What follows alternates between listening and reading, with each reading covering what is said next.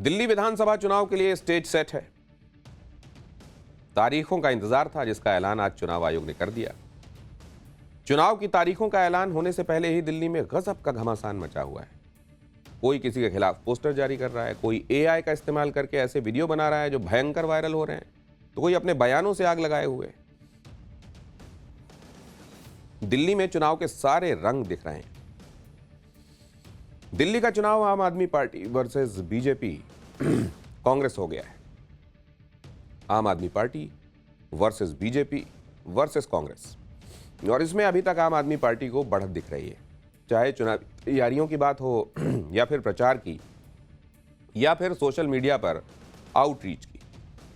आम आदमी पार्टी सबसे आगे नजर आ रही है।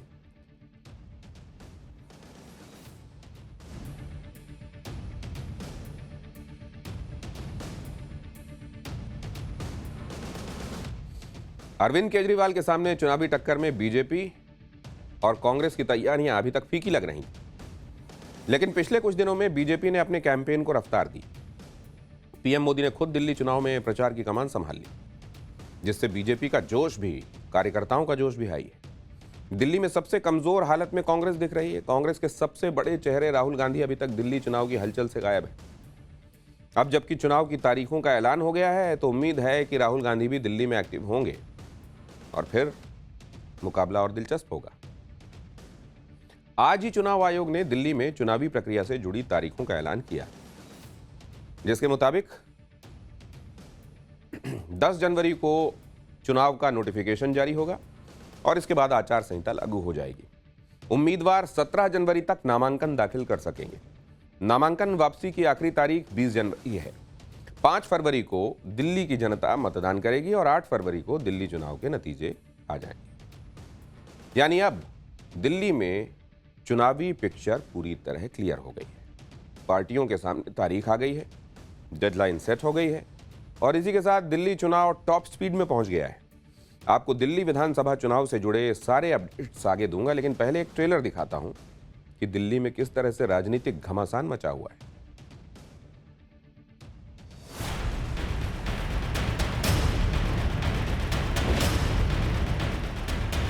दिल्ली का चुनाव एक तरह से दिल्ली के लोगों के लिए त्योहार की तरह होता है। हम लोग नाचते हैं, झूमते हैं, सेलिब्रेट करते हैं।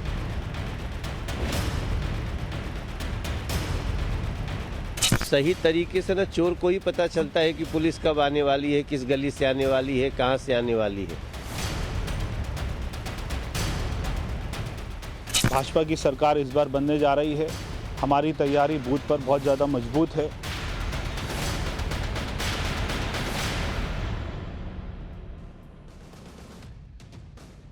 आज दिल्ली चुनाव की तारीख का ऐलान हुआ और आज ही आम आदमी पार्टी ने अपने इलेक्शन कैंपेन का ऑफिशियल थीम सॉन्ग भी रिलीज कर दिया। आम आदमी पार्टी ने चुनाव के थीम सॉन्ग के लॉन्च के लिए शानदार कार्यक्रम का आयोजन किया था। केजरीवाल, सीएम आतिशी, मनीष सिसोदिया, संजय सिंह, गोपाल राय, सौरभ भारद्वाज इस कार्यक्रम में शामिल हुए। आम आदमी पार्टी का थीम सॉन्ग है फिर लाएंगे केजरीवाल। इस गाने पर बच्चों ने शानदार डांस भी किया। कैंपेन सॉन्ग का आम आदमी पार्टी को 2015 में फायदा हुआ था। 2020 में भी आम आदमी पार्टी का कैंपेन सॉन्ग 5 साल बेमिसाल लगे रहो केजरीवाल खूब वायरल हुआ था और इस बार भी केजरीवाल को उम्मीद है कि कैंपेन सॉन्ग का फायदा आम आदमी पार्टी को मिलेगा। सुनिए केजरीवाल ने क्या कहा। आज आम आदमी पार्टी का तीसरा गाना, एक गाना 2015 में आया था, एक गाना 2020 में आया था और एक आज गाना 2025 में लॉन्च हो रहा है। आज गाना हम इसे दिल्ली के लोगों को, देश के लोगों को समर्पित करते हैं। इसे खूब प्रचार कीजिए, इस पे डांस कीजिए, शादियों में, बर्थडे में इसको खूब बजाइए। अरविंद केजरीवाल ने आम आदमी पार्टी का कैंपेन सॉन्ग लॉन्च किया तो उधर बीजेपी नेता प्रवेश वर्मा ने धमाकेदार घोषणा कर दी। प्रवेश वर्मा नई दिल्ली सीट से बीजेपी कैंडिडेट हैं और उम्मीदवार बनने के बाद से ही लगातार चर्चा में हैं।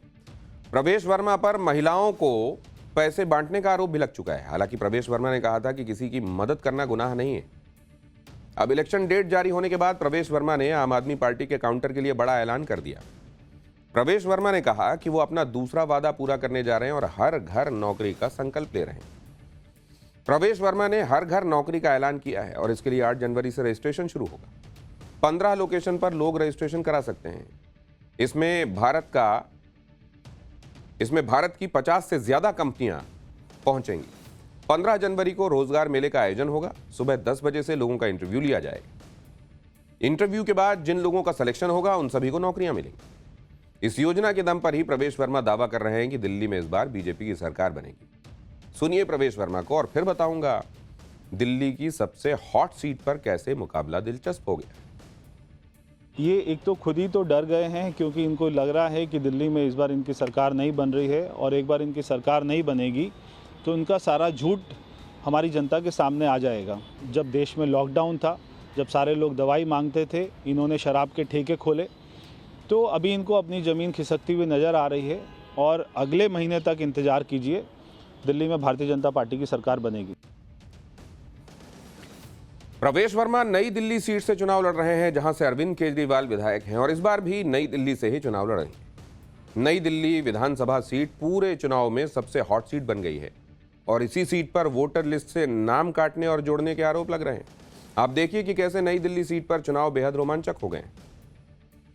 नई दिल्ली सीट पर त्रिकोणीय मुकाबला है। अरविंद केजरीवाल वर्सेस प्रवेश वर्मा वर्सेस संदीप दीक्षित। प्रवेश वर्मा दावा कर रहे हैं कि वो केजरीवाल को हरा देंगे। संदीप दीक्षित ने भी केजरीवाल के खिलाफ मोर्चा खोला हुआ है। आम आदमी पार्टी वोटर लिस्ट में गड़बड़ियों का आरोप लगा रही है। केजरीवाल के खिलाफ साजिश का आरोप लगा रही है। यहां नई दिल्ली सीट से केजरीवाल बड़े आराम से चुनाव जीतते रहे हैं और इसी सीट से केजरीवाल ने शीला दीक्षित को भी चुनाव में हराया था। लेकिन इस बार मुकाबला टाइट है। आम आदमी पार्टी कोई भी कसर नहीं छोड़ना चाहती। सुनिए आम आदमी पार्टी नेता मनीष सिसोदिया क्या कह रहे हैं।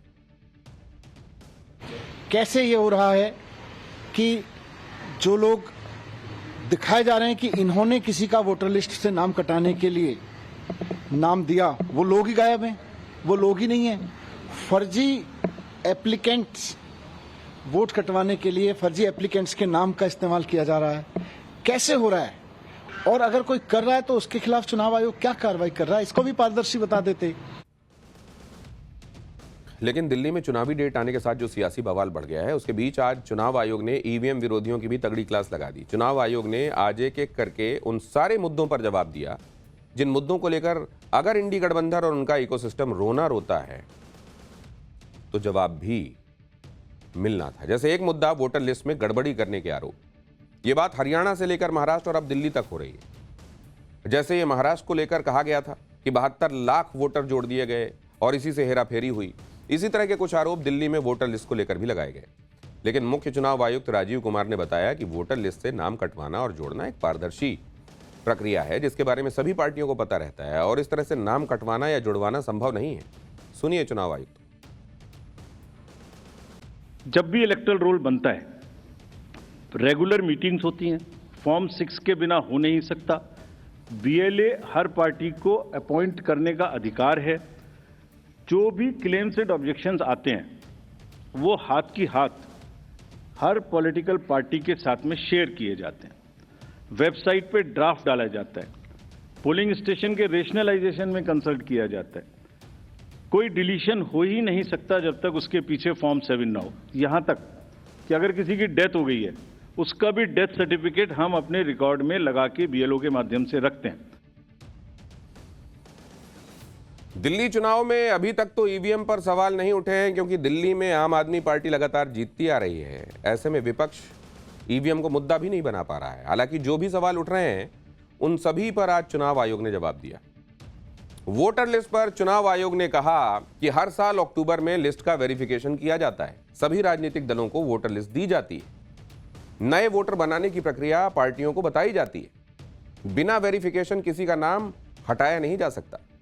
कहीं 2% से ज्यादा नाम कटते हैं तो व्यक्तिगत वेरिफिकेशन होता है। फिर भी नाम कट जाए तो अक्टूबर तक शिकायत की जा सकती है। और इसके अलावा पोलिंग स्टेशन के अंदर और बाहर के सीसीटीवी फुटेज से जुड़े नियमों को लेकर भी आरोप लग रहे हैं। कांग्रेस ने आरोप लगाया कि अब कैंडिडेट को पोलिंग स्टेशन की सीसीटीवी फुटेज नहीं मिल पाएगी और इससे ट्रांसपेरेंसी खत्म हो जाएगी। इस पर चुनाव आयोग ने कहा कि सीसीटीवी फुटेज से जुड़े नियम इसलिए बदले गए ताकि वोटर की पहचान और गोपनीयता बरकरार रहे। सीसीटीवी फुटेज से वोट डालने वाले की पूरी पहचान जाहिर हो जाती है। देश भर में कुल 10.5 लाख पोलिंग स्टेशन हैं जहां दिन भर में 10 घंटे के आसपास मतदान होता है और इससे कुल 1 करोड़ घंटे का सीसीटीवी फुटेज बनेगा। अगर रोजाना 8 घंटे भी कोई फुटेज देखे तो पूरी फुटेज देखने में 3600 साल लग जाएंगे। चुनाव आयोग ने सवाल किया कि आखिर सीसीटीवी फुटेज किस लिए चाहिए। इलेक्शन कमीशन के पास इस बात का उदाहरण है कि इस डेटा का प्रयोग एआई और मशीन लर्निंग के जरिए गलत नैरेटिव बनाने में भी हो सकता है और ऐसे में फैक्ट चेकर्स भी नहीं बता पाएंगे कि कौन सा असली वीडियो है और कौन सा इंजीनियर्ड। अब हर चुनाव से पहले और चुनाव के बाद चुनाव आयोग विपक्ष के हर आरोप का पॉइंट वाइज जवाब दे रहा है। पिछले कुछ चुनाव से राजनीतिक पार्टियां एक और आरोप लगा रही हैं। कहा जा रहा है कि वोटिंग खत्म होने के बाद वोटिंग परसेंटेज अचानक बढ़ जाता है। इस पर चुनाव आयोग ने जवाब दिया और कहा कि इस तरह के आरोप गलत हैं कि अचानक वोट का परसेंटेज बढ़ जाता है। वोटिंग परसेंटेज इसलिए बढ़ता है क्योंकि देर रात और सुबह वोटिंग का डेटा आता रहता है। पोलिंग एजेंट्स लगातार पोलिंग बूथ के अंदर होते हैं। मतदान की पूरी प्रक्रिया पोलिंग एजेंट के सामने होती है। वोटिंग खत्म होने पर सभी पार्टियों के पोलिंग एजेंट्स को फॉर्म 17 दिया जाता है और इसमें साफ साफ लिखा रहता है कि बूथ पर कितने वोट पड़े और इसके बाद अलग अलग बूथ के रिटर्निंग ऑफिसर वोटिंग का डेटा कलेक्ट करते हैं। फिर उस डेटा को चुनाव आयोग के पोर्टल पर सबमिट किया जाता है। वोटिंग का डेटा लाखों की संख्या में होता है और इसमें वक्त लगता है। सारे डेटा की स्टडी के बाद फाइनल वोटिंग का आंकड़ा जारी होता है। दुनिया में कहीं भी 5 बड़े वोटिंग खत्म होने के बाद फाइनल डेटा नहीं आ जाता। लिहाजा जितनी सारी बातें विपक्षी पार्टियों की तरफ से सवाल के तौर पर उठाई जा रही हैं, उसी तरीके से बिंदुवार हर सवाल का जवाब दिया जा रहा है। और अब पाठशाला में अगली क्लास 2025 में योगी वर्सेस अखिलेश की पहली टक्कर तय। बड़ा बवाल होने वाला है। 8 महीने बाद आया मौका। अब अखिलेश से योगी पूरा हिसाब बराबर करेंगे। इसके अलावा महाकुंभ के अनसुने इतिहास का चैप्टर, जब मुगलों ने लगा दिया था कुंभ पर टैक्स।